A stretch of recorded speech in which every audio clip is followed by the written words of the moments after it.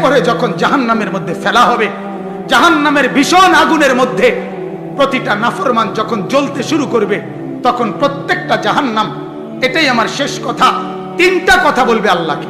কয়টা কথা?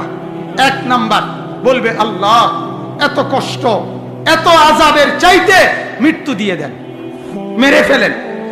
আল্লাহ বলবে, লা ইউখদা আলাইহিম ফায়ামুতু, না না ফরমান, জাহান্নামে কোনো মৃত্যুর ফয়সালা নাই, বেঁচে থেকেই আযাব সহ্য করতে।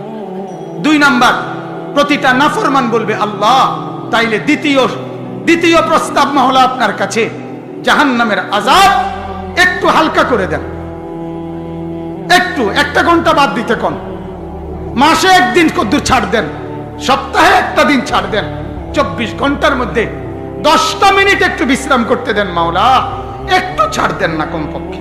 আল্লাহ বলবে, ওয়ালা ইউখাফফাফু আনহা মিন আযাবিহা, না রে নাফরমান, 1 সেকেন্ডের জন্য আযাব হালকা করা হবে না।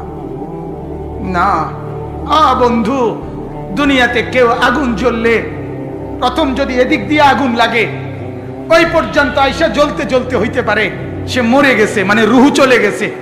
এরপরে যদি তার পুরা বডি আগুনে পুড়ে জ্বলে একেবারে পাউডারও হয়ে যায়, কয়লাও হয়ে যায়, তার আর কোনো অসুবিধা নাই। প্রথমে কদ্দুরের বেলায় শুধু লাফাইছিল, যখন মরে গেছে এবার জ্বলে ছাই হইছে, কোনো টের পাইছে না।